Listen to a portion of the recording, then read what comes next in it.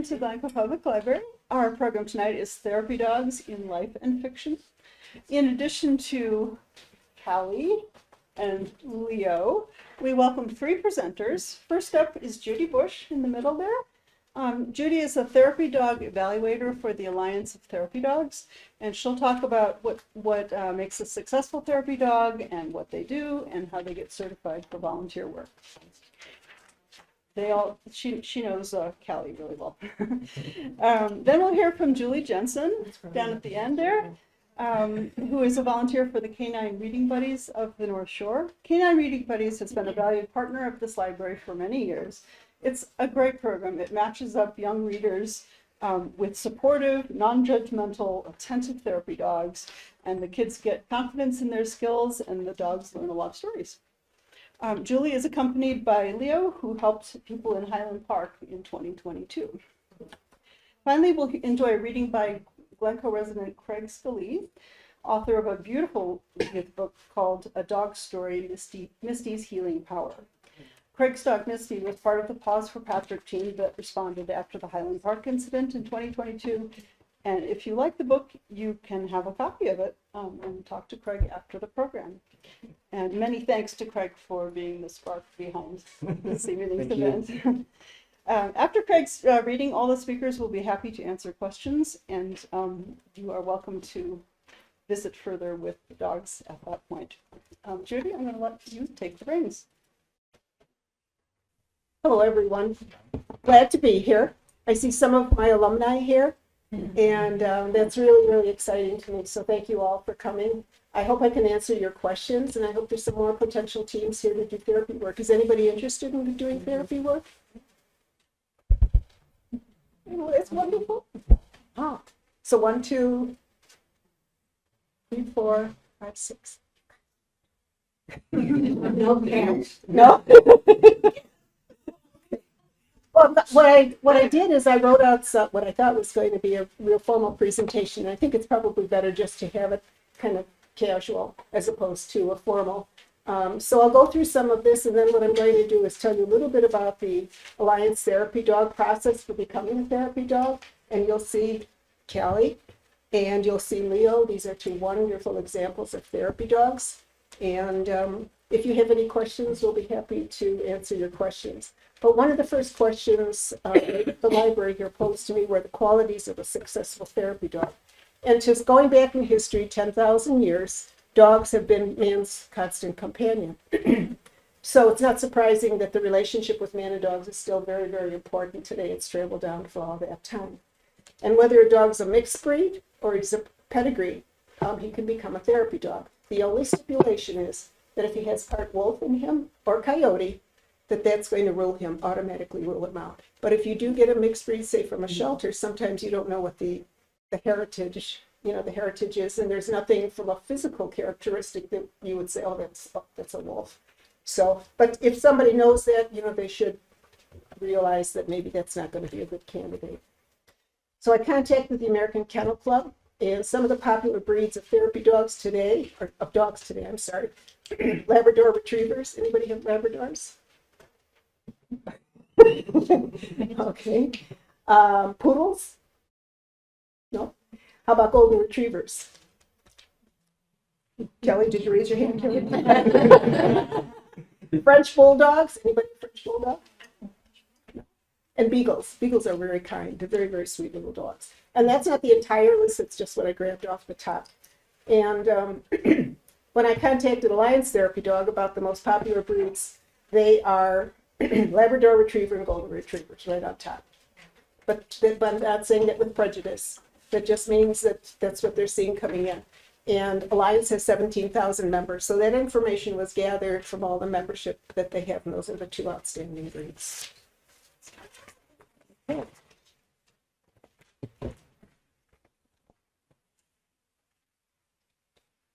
Okay. Everybody knows who Florence Nightingale is. And she is kind of memorable for one particular important, significant contribution. She was in England in the 1850s. She was a nurse by trade, and quite accidentally, a little owl dropped from a tree and she picked up the owl, she nursed it back to health. And the little guy was about 8 or 9 inches tall, darling. I mean, I saw pictures of the same type of owl, not the exact owl from, over 100 years ago. And so when she was working, she wore a long apron, and the apron had a big pocket. And she would put the little guy named Athena in her pocket. So she traveled throughout Europe. She used the little guy, Athena, as a tool to help the patients relax. So if she was doing a procedure, say working on a wound that was very painful, what she'd do is take Athena out of her sack, put her on the bed, and let the patient interact with the little owl while she was tending the dressing. What she found was that with Athena helping the patient, there was less agonizing pain because the focus was on the owl. So she's real significant in starting that kind of movement, although she wasn't aware that she was even part of it. The other significant person is Boris Levinson and his dog Jingles. Anybody know about him? Jen? No? He was a psychiatrist in 1950s, and he and his dog Jingles were very significant in helping mute children learn to talk. Okay, so he sounded, from what I read about him, he sounded like somebody I really would like to know, just a gentle, kind man. And of course, he loves animals, so that, helped along my thought process here of being somebody very, very important. But what happened is he had an office in New York, and every day he brought Jingles to work with him because his hours were long. He saw a lot of patients. He didn't want to go home at lunchtime, hurry up, go home, let Jingles out, and then hurry up, come back to the office, and then, see him again at 7, 8 o'clock, 10 o'clock at night. So he brought him to the office and he let him free roam. No problem. And one day, well, typically what he would do is when a client came in, he'd put Jingles in a room with that. So one day he was out expecting his clients, and Jingles was roaming around.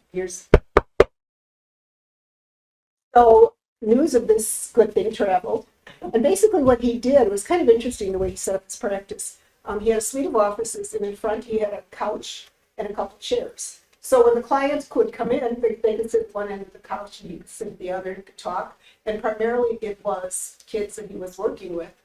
And in this particular case, this little girl, Alice, he sat her at one end of the couch, he sat at the other, and he sat Jingles in the middle. So what he would do is he would talk to Jingles and tell Jingles to tell Alice something. And then he would say, Alice, tell Jingles, what do you think? There was a conversation going on. So he worked that a lot, gained a lot of fame, and with that fame came him leaving his office, doing a lot of traveling, doing a lot of research, which is of course very good, but it kind of takes him out of the field. But he was also known as a proponent of animal-assisted therapy because that was kind of a significant step. And that was in the 50s. And Dr. Levinson, because of his work, encouraged hospitals to start programs where they would have animals come in, typically the patient's family members. And that all sounded really good and great, but it turned out to be a disaster because there was no supervision. People brought in dogs that weren't trained. They were on leash, they weren't on leash. Some of the dogs that weren't on leash would roam into another patient's room, jump on a bed. It just was total, I would have liked to have seen it, to be honest with you. It sounds insane. But they had absolutely no structure to it. And people who were allergic to dogs, those dogs that came in, they didn't mean any harm, but people were responding because they were getting allergic.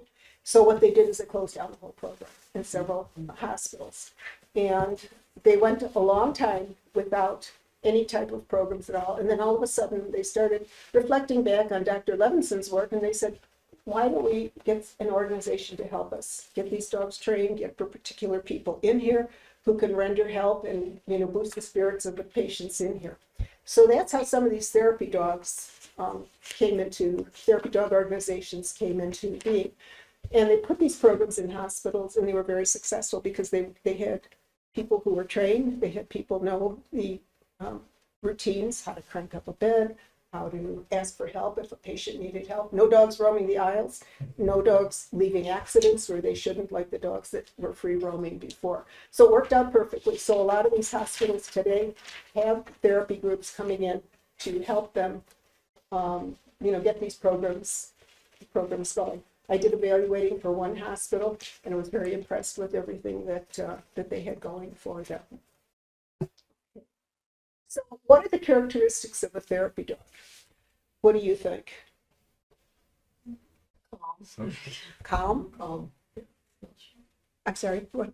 Is that social? Social. Okay. Sweet disposition. Sweet. Big. Small. Eye contact. Pardon? Eye contact. Excellent. Yes. I want to see you get a golden retriever. I saw Callie looking at you, and I think she had her eye on you. My cats would have heart attacks. I agree.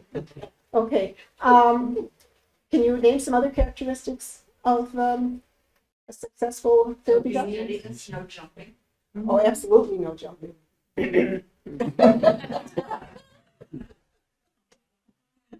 I was pointing to Craig, not to. Oh, all the time. All the time.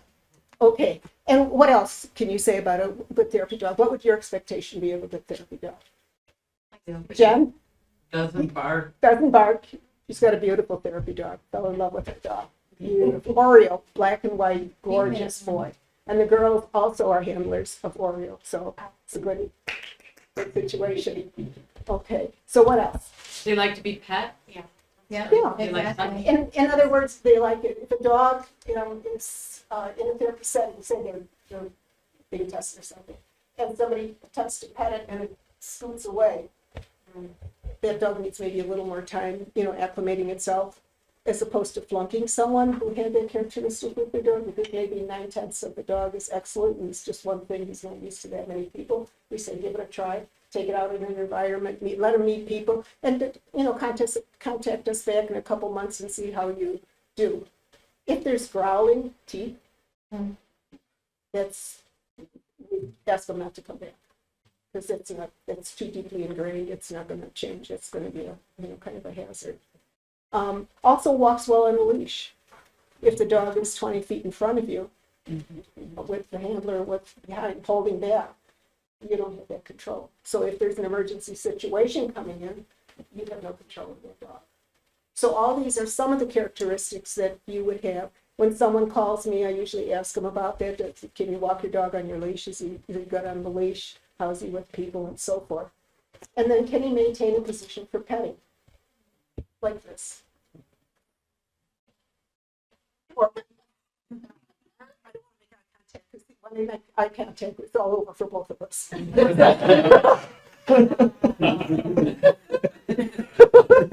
That's why he's got this grip around his neck, like, oh, look at you.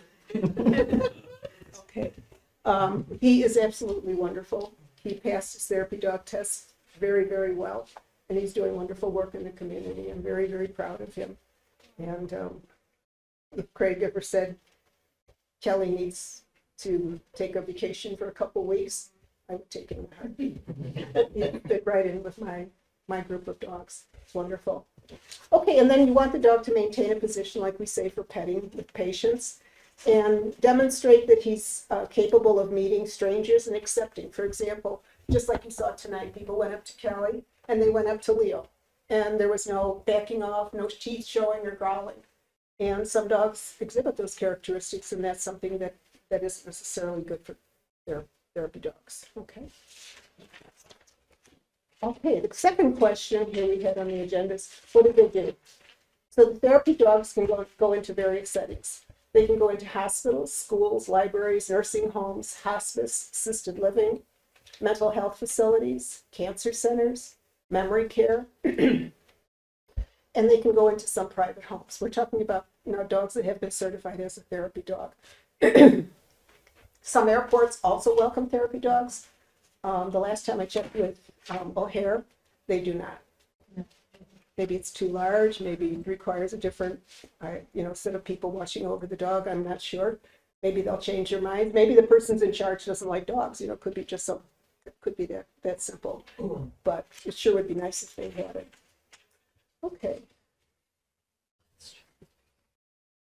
Okay, and basically the interactions of the therapy teams is very similar in many different situations. They're there to render kindness. They're there to let you pet them and de-stress. Okay, so even if it's in a hospital or a nursing home or a different type of setting, it's basically what you're doing is interacting with the dog. And they've done studies that say that the blood pressure ratings go down when petting a dog, which is really significant and very, very interesting. So, how can I get certified? There are some brochures here, which I'll be happy to hand out if you want them. It's just kind of a quick overview. What I would suggest people, when they call me, I tell them to go to their computer and please print out a copy of the 17-page document. And don't be overwhelmed by the number of pages. It's very good. It describes everything, what your responsibilities are, everything about it. And there is a test in the back, because the therapy dog test comprised of 3 sections. You have to meet with the tester 3 different times. The purpose of that is to analyze on 3 different occasions the temperament of the dog. If I come in and I see your dog with you one time and say he's very, very calm, the next time I see him, say in a situation, he might be very, very jumpy and nervous and everything else. So we want to make sure that the temperament is even, that it's consistent with the different facilities that they go into. But this document will help with that. They do require a background check. And the purpose of a background check, I thought at first I wasn't quite sure I understood it, but they want to make sure that everything's safe. And I think it's a good thing, and especially for an instructor. You meet a lot of different people, and sometimes you're thinking, I don't know how I feel about that person. There's a member health verification form in here, and you'll also have to take your dog to the vet. You'll have to make sure that the vaccines are current. You have to do an examination and sign off. That's part of the application process, okay?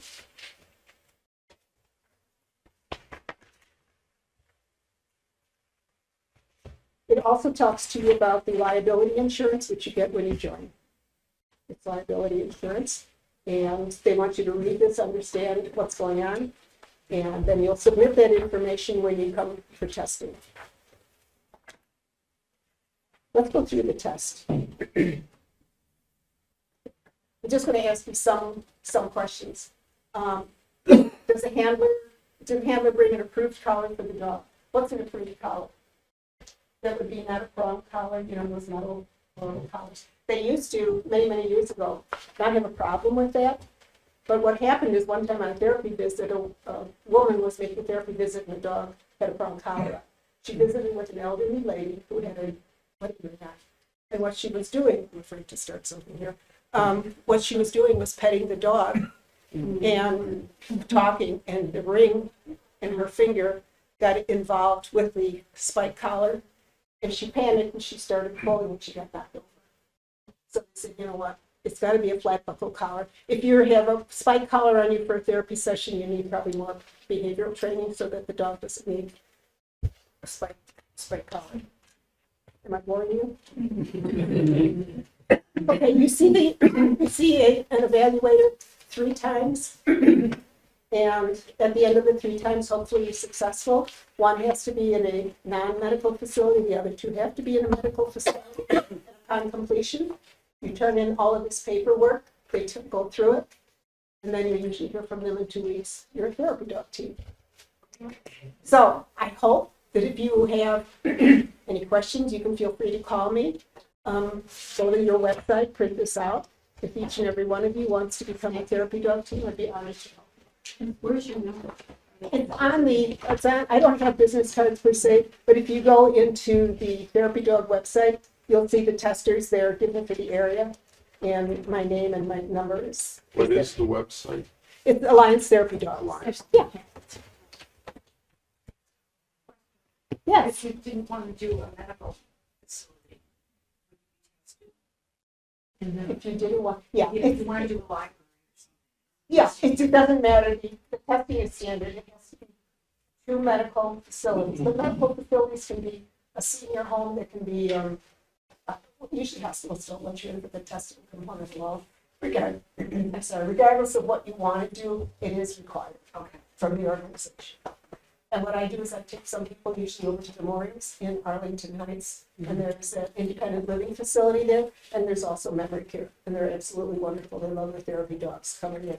And that's it. You don't have to go back there, but for the testing, they have to see how it's responding to different smells, to a lot of wheelchairs and everything else. So, and you know what? The testing process in a facility like that to get you certified is maybe half an hour.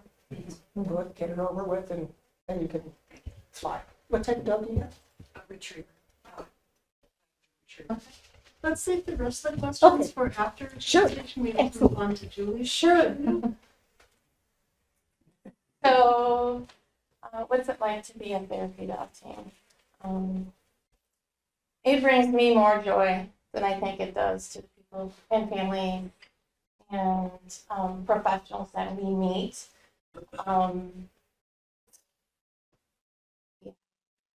I think our biggest was the Highland Park 4th of July. Canine Reading Buddies is based out of Highland Park. So Carol was able to get the therapy dogs in like that. One of the things for therapy dogs is that they are only allowed to be on location for an hour. A lot of it's because of stress related and for the safety of the teams. There is something, it's called crisis response. You have to be a therapy dog team for a year before you can apply something like that. They go to crisis, natural disasters, dispatch centers, police officers, firefighters, things like that. That's when you have gone through classes and proved that you are a stronger team and can handle the additional stress. They usually can be there for 4 or more hours per day. Good boy. I got involved because I am a retired police, fire, EMS 911 dispatcher. I retired from that and went into the vet world and started working at a veterinarian clinic in Highland Park. My previous Great Dane got real sick, so we were able to bring them to work with us. And the community rallied behind Ike and myself, from kids not going to Dairy Queen but coming to go visit him because he was paralyzed for 4 months. And they're not supposed to be kissing. Yeah, and yeah, they're not supposed to be kissing. So that's how, and then I found a brochure and I'm like all about canine reading buddies, and I got involved. And I have been a member, gosh, probably for almost 20 years. There's many different things that you guys can get involved in. You do not have to do strictly medical facilities or just the libraries or just high schools for stress relief and midterms and things like that. Right now, Leo is 9 years old. He's retired. He doesn't want to do crisis response anymore. He doesn't want to get on an airplane and fly away. He just wants to be home and be with the community. So this is more his speed. So we do the libraries now. We do things like this. I love to educate. I have now been a professional dog trainer for over 15 years.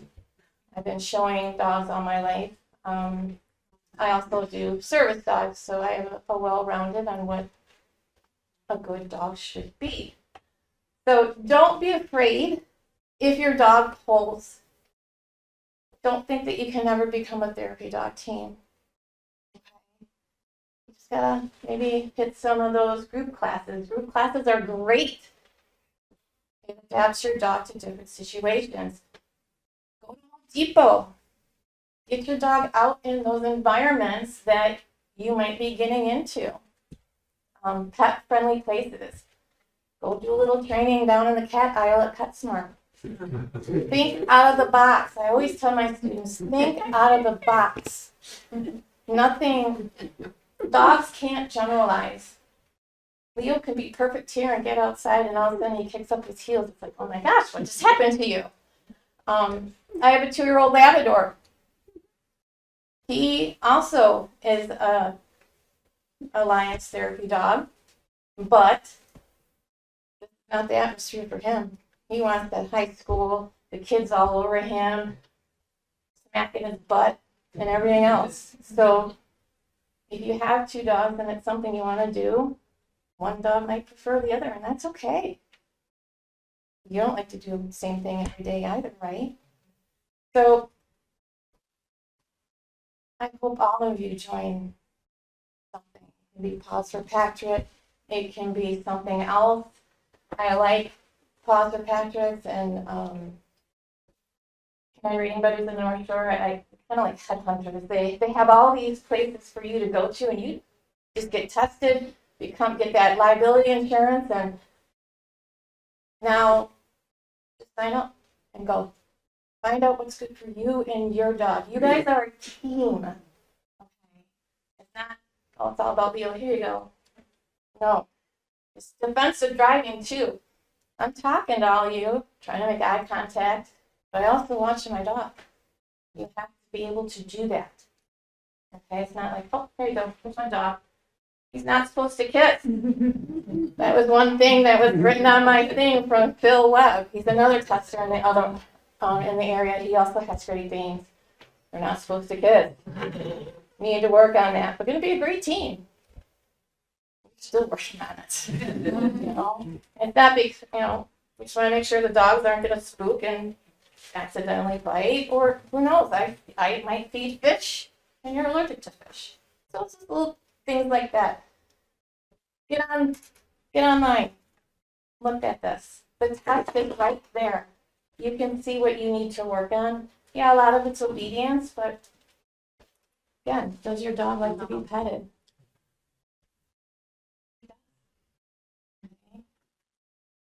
I'll be over there for later for questions. I'm around. I'll give you my personal email too, no big deal. I love to educate. Okay. Other than that, anything else I can add? Sound good? Thank you, John. We'll get questions afterwards. I bet you everybody has the same questions, so if we do it all at once, we'll answer it 10 out of 1. All right, well, I can't imagine a better way of spending any evening, so thanks to you all for trudging through today's unusual weather and being here tonight. I'm maybe the unlikeliest person to be here talking about my book, A Story of Therapy Dogs. I tried hard in my 20s to be a writer, and the outcome was that I had no second thoughts about forever giving up the idea of writing anything. And just a few years ago, I didn't know what a therapy dog was and gave almost no thought to mental health. But the story really begins 10 years ago in 2015 when we wanted a dog and we adopted a husky from Heartland Animal Shelter. She was one of the most beautiful animals I've ever seen and equally quirky. One of her quirks, she barked silently. She didn't make a sound for 3 years until she found her voice, and then she used it a lot. Her biggest quirk was probably that she had to be spayed twice. And even the vet who performed the second spaying agreed that was impossible, but it had to be done. During that second spaying, the doctor removed a lump, and analysis determined that it was a rare and aggressive form of cancer. And this is in 2018 now that she had 3 months to live, maybe 8 months. Well, 3 months passed, 8 months passed, a year passed, 2 years passed, and I became acquainted with Paws for Patrick. And as soon as I saw its mission of connecting young people with therapy dogs, emotional support animals, I was overwhelmed. It's what I wanted to do. And I put all the time I could into doing everything I could for Paws for Patrick, other than being a therapy dog handler, because Misty didn't have the health that was required for it. So, time goes on. Now it's April of 2022, and Misty is going in for her 4th annual checkup after her 3-month diagnosis. And the vet says, the cancer's not back, you hit the jackpot. It is gone. Paws for Patrick connected me with Judy, who certified Misty, and that's about a 3-month process. So starting in late April, May, June, we get up one morning, beautiful morning, 4th of July, and we're looking forward to introducing Misty by marching with Paws Patrick in the Glencoe 4th of July parade. But we have an errand to do in Highland Park. So a little after 10, we start driving up Green Bay Road, and I see people running down the road. I had just run the Glencoe fun run, and so I said, must be a fun run going to Ravinia. Well, I had to turn, the road was blocked, and suddenly I found myself dodging cars that were backing up quickly and people running around. I didn't have time to think about what was going on. I just had to get where I was going. Cross Central, looked down the street, and it's like, why am I even on the parade route? There seemed to be a missing parade. All I saw was debris. So soon thereafter, Sammy Hansel from the village got a hold of me and told me what had happened. Glencoe parade was canceled. Just go home. So that afternoon, like so many of us, we were sitting in what had been a beautiful morning in lockdown with horrible weather having come in just to pour down on us even more. As usual, I felt frustration and anger, but this time I felt like I can do something. And I contacted Judy and said, how fast can we get this certification finalized? We are on the cusp of it. She moved mountains, and Thursday the 7th, at 4 o'clock, I got an email from Alliance of Therapy Dogs saying Misty is certified. Because it was a holiday week, I was the ranking person at Paws Patrick, and so 3 hours later, Misty and I were at Sunset Woods for the vigil, and we let 8 teams of dogs into the thousands of people who were there mourning. I can't say it was a good experience or that I was proud. It was the most heart-thumping experience you could imagine, though, going in there. But I knew I didn't have anything I could say to anybody. I didn't have anything useful to do or say. I didn't have to. All I had to do was let Misty lead the way. And people who needed her comfort and Misty were drawn together. And for the next couple of hours, just magical things started happening. So for the next 2 weeks, or a few weeks, there was a surge of needs. And Misty and I were at churches, at synagogues, a restaurant that sheltered 100 parade goers, all over, just sharing, spreading healing and comfort. And I experienced in a whole new way how people are lifted by this parallel world of miracles walking around at our knees, ready to bring light in even the darkest of times. So after a few weeks, it's time for the last event of the surge, and as usual, Misty trotted in with her tail wagging. And when the hour was over, I tugged on her loose to go. She struggled to stand and collapsed. I had to carry her out. By that night, she was paralyzed and bleeding. And it turned out that an entirely new cancer had overtaken her abdomen. While she was spreading healing and comfort, she was going through all of that. So Judy sprang into action again and found us Callie, who was a puppy mill rescue. He had lived his entire 5 months in a 2-foot cage, a week of being transported and neutered, and landed in our house. And I wondered, how was it going to be having a sick old dog with this puppy who had been in a 2-foot cage? Well, the first night, Callie lay down on Misty where she needed healing. Misty's paralysis faded. All of her symptoms faded. And she lived the best months of her life after that as the two of them twinned around and did everything together. Misty finally passed away from old age, and Callie became certified at the youngest possible age as a therapy dog, and seen him do miracles of his own. So as this was all going on, I was telling a writer friend of mine about this, and she said, Craig, you have to write this story. It's a story of healing. People need stories of healing. And I said, I'm not a writer. That ship has sailed. It's sunk. But what she said about it being a story of healing just nodded at me. And a couple of weeks later, I said, okay, I'll give it a try, if only to stop that voice in my head. Within 20 minutes of writing, I knew Misty was going to happen. The dogs had written the story. I just had to type it. So it came together pretty quickly. And Alliance of Therapy Dogs News Magazine, yeah, did a beautiful job publishing the story. The response to it told me that there was a lot more potential in this story to be a unifying story of healing that can take on today's harshest realities because it comes through the experience of a dog that rises above all divisiveness.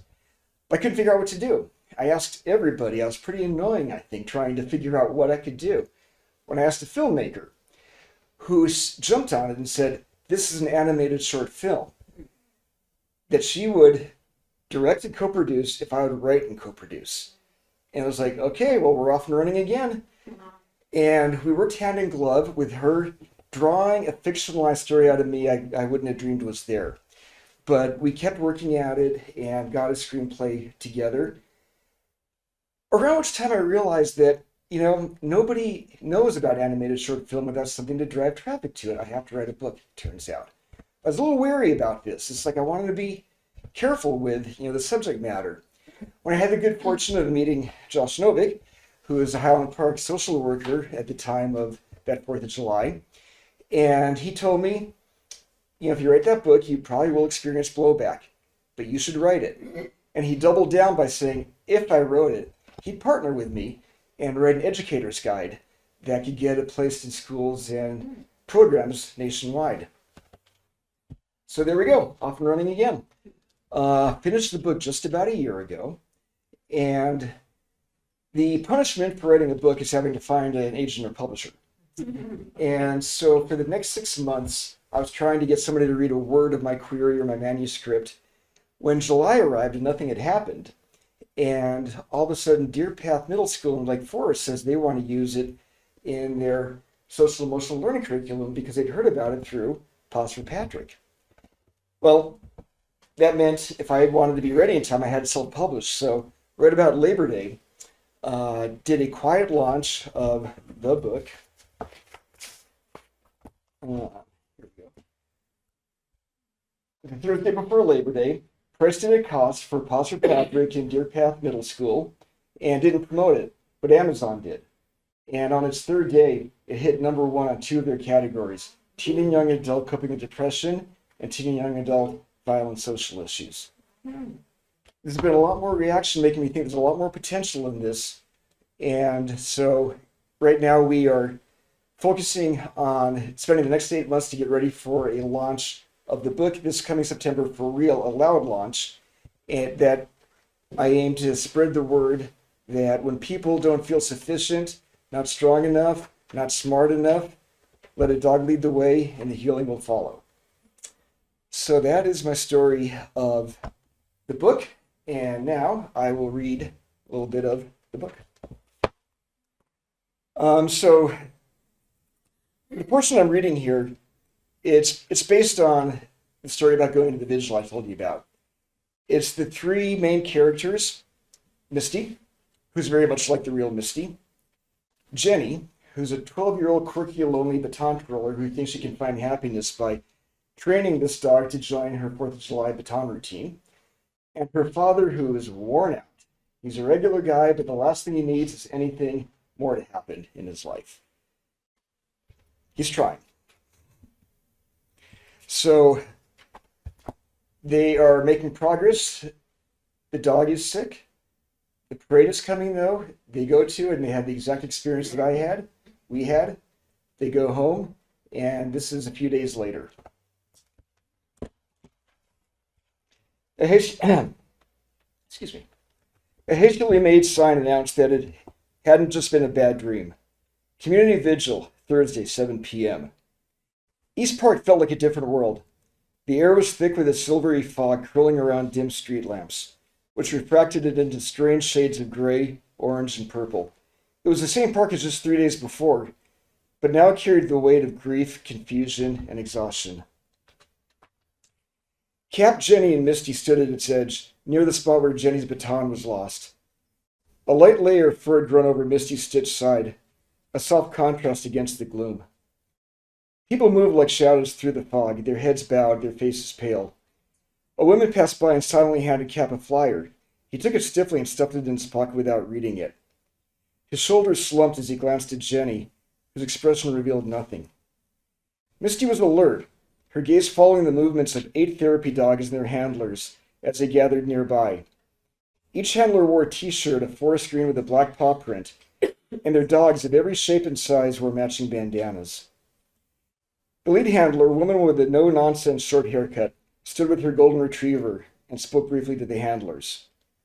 They then moved with their dogs as a team towards the growing crowd in the park, steady and purposeful, the presence of quiet force in the heavy air. Misty took a step towards the therapy dogs, her tail lifting slightly. Jenny motioned, "Let's go," to Cap. The 3 entered the park together. The crowd grew thicker as they walked, and Misty drifted ahead towards the therapy dogs. Cap pulled her back, his grip on the leash tightening. He looked around, lost among the faces that seemed etched with pain, as he walked where the tightening crowd would allow. Suddenly he froze. Just a foot in front stood a man who looked strikingly like himself. At his side was a girl, a head shorter than Jenny, with her arm in a sling, and an older man staring blankly into the distance. Cap unavoidably locked eyes with the older man, or the other man. Neither moved. Cap's hand twitched at his side. He opened his mouth to speak, but no words came. He froze, overwhelmed by the moment, and his self-doubt crept in like a shadow. He blinked and glanced over the man's shoulder, his own helplessness tightening around him. Misty sat quietly between them, her gaze shifting to the girl. Slowly Misty raised a paw, her motion deliberate. The girl hesitated, her good hand hovering in the air, before finally reaching out. Her fingers brushed Misty's fur. "Your paw is very soft," the girl whispered, her voice barely audible. The soft glow of an approaching mourner's candle began to emanate where their hand and paw met. As the candle came closer, its glow spread gently, warming the girl's sling and climbing to her heart. The girl's face softened, a tiny, fragile smile breaking through her sad expression. Her father knelt beside her, his hand trembling as he stroked Misty's fur. Tears filled his eyes, and for a moment he seemed lighter, as if some of the weight he carried had lifted. The small girl leaned into Misty, wrapping her good arm around the dog's neck. Misty stayed still, her tail sweeping the ground in slow, rhythmic movements. The older man finally looked down, his expression shifting from distant to present. He smiled faintly as the glow enveloped them all. Cap stared at his shoes. Jenny stood beside him, quiet but steady. Blending into the crowd nearby, Lucia, the lead therapy dog handler, watched Misty closely. There was something in her eyes, a quiet recognition of the gentle strength in Misty's natural need to heal. The girl's father stood with tears in his eyes and nodded towards Cap, with a pained but grateful smile.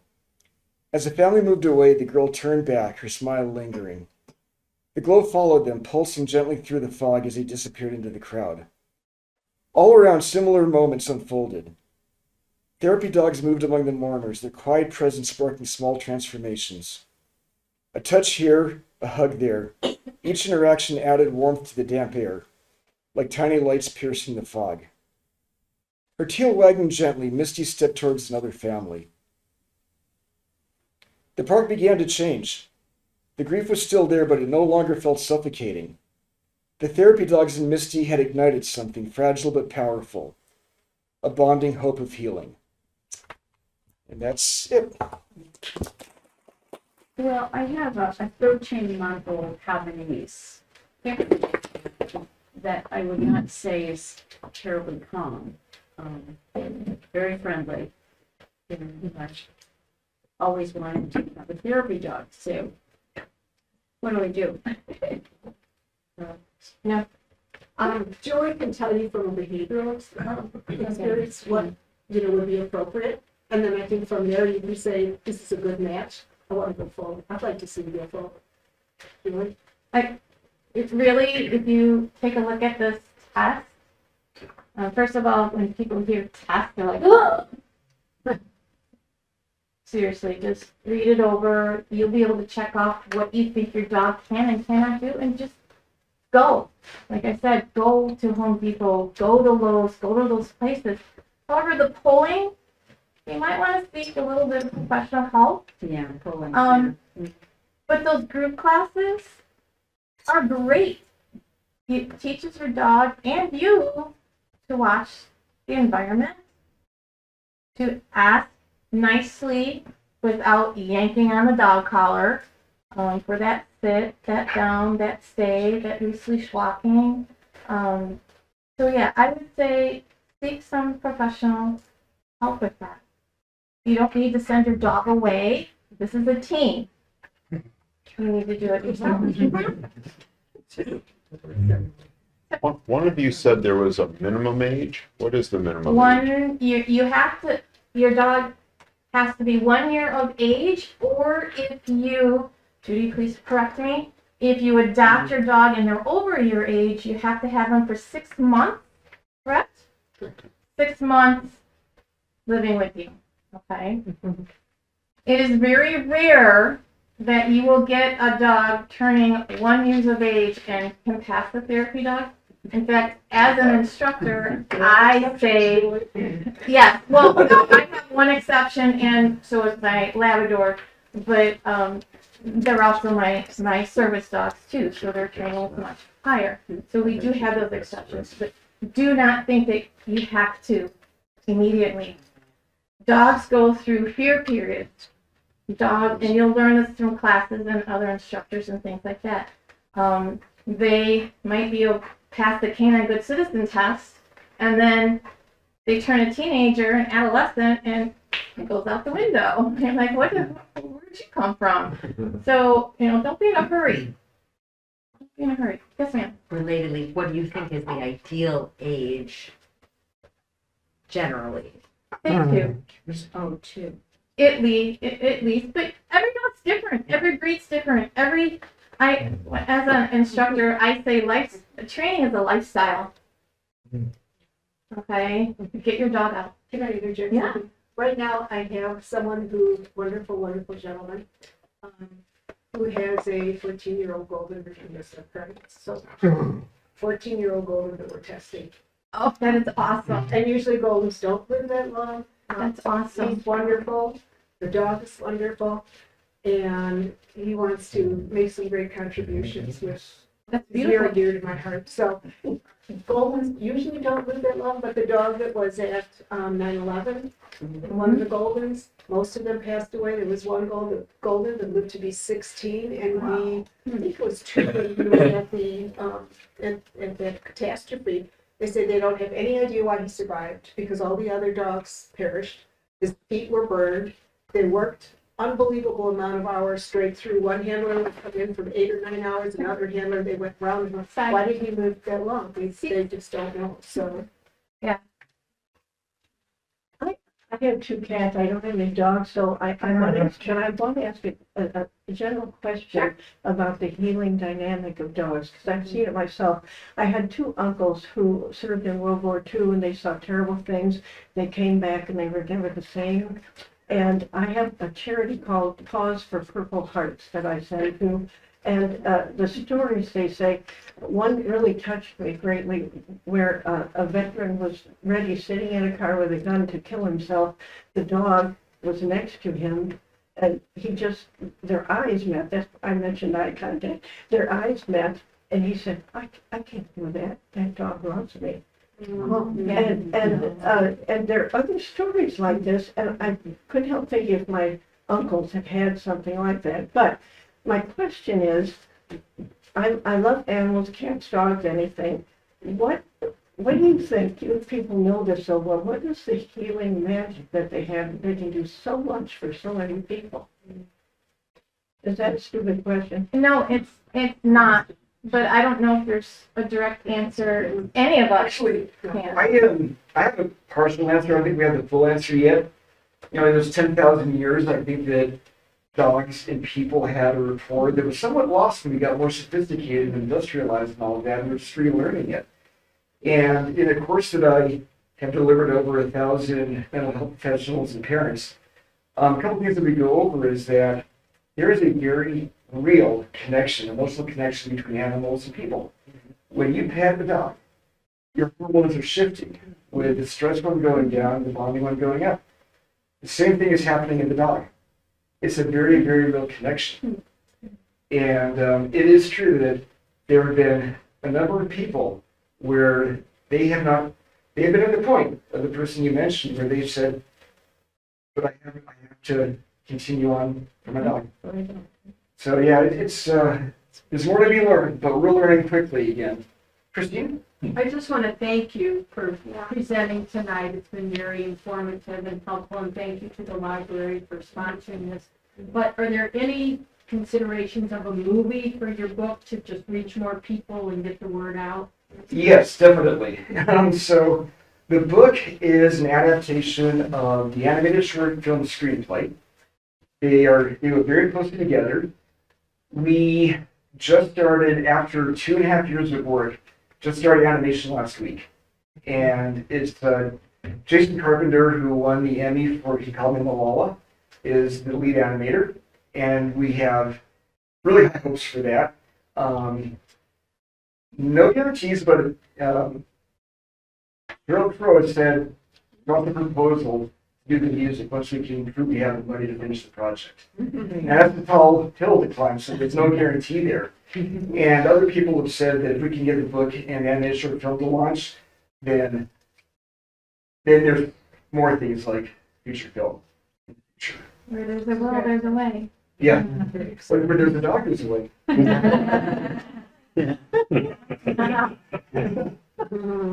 Craig, could you mention how you're willing to give people copies of the book and what you're asking? Yes, so while supplies last, I'm happy to give you a copy of the book along with Callie's business card. And I think I probably have, 15 here or something.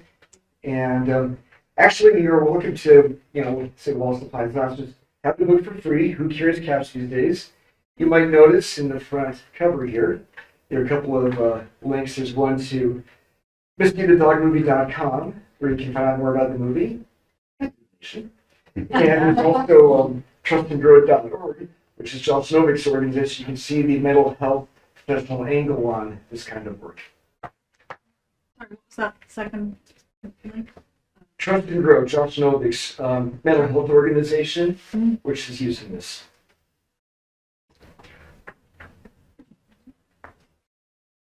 Questions, or do we just all want pet dogs? Dr. I'm sorry, so you may have covered this. We have a little 5-pound Maltese that is so friendly, and we had a friend that's 100% blind, and the dog instinctively went and sat on her lap and just sat there with her. But is there a stipulation about the size of the dog? Are little dogs not allowed?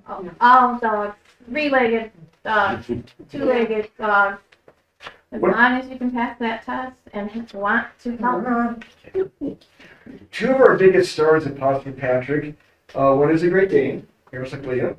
The other was trying to be here tonight, but he couldn't make it due to somebody else's schedule. But he is a 4.5-pound Chihuahua. And the only problem with him is he's so well behaved and little, people think he's a stuffed animal. But he's a superstar.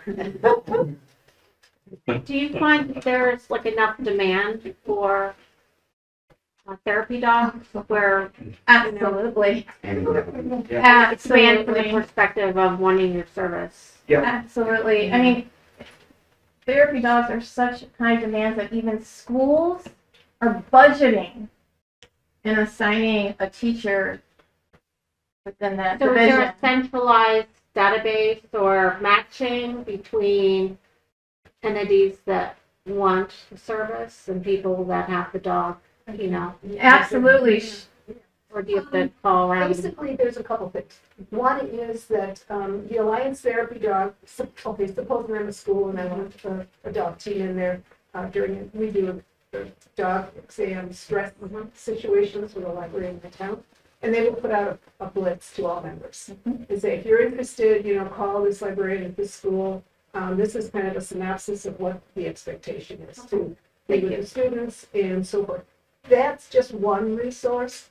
If you have a particular school in mind that you would like to work with, and it's somebody in your family is going, or the neighbor's children, whatever, you can call the school, ask them if they have programs. Same thing with the healthcare facility. Usually it's the activity director that you will contact or the assistant director. and say that you have a certified therapy dog.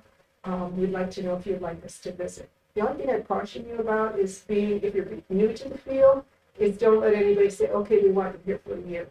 And you sign up for a year, because then you go two times and you're like, these things are horrible, I can't stand them. The classroom is hot, the people are rude, so don't get yourself into that situation.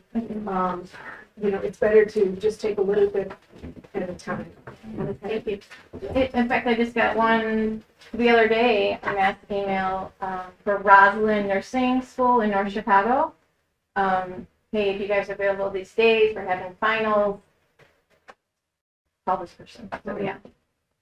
No, I just want to add that that's actually how I got the opportunity to meet Craig, was we had a staff member pass away at Highland Park High School, and I reached out to Foster Patrick, and he brought Callie to school, and him and I were sitting in the room helping the staff move through it, and we realized we had recognized each other from the vigil, and here we are years later. But that is exactly what, as a school social worker or a school psych, we are making those phone calls immediately to the dogs when we need. So there is a high need. Yeah, that's just a good point, babe. The calendar for Canine Reading Buddies, and probably Paws for Patrick too, it fills up so fast that I'm like, I have to meet my requirement. Do you mind flipping? Can I take your spot? Because if I don't get another visit in, I might have to do a retest. And that's how it is. But word of mouth, it just, you won't have no problem. Yes, ma'am. Are you usually going to events or planned visits? Do you actually decide that one day you have a free afternoon? Do you go to a school that knows you or a hospital that knows It's you? usually planned. Part of this is you have to be invited in order to go and in order for the insurance to kick in. And you have to be dressed appropriately too. But yeah, it's planned. And crisis responses, like what had happened in Highland Park, that's a little bit different. It could be like that. But yeah, it's usually planned. And you don't have to go through Canine Reading Buddies or through Paws for Patrick. I just told somebody that you want to go to your friend's mother's nursing home, and that's all you want to do. It's okay as long as they are okay with it and accept your insurance. You usually plan like one Thursday every month or something like that. You can do it that way too.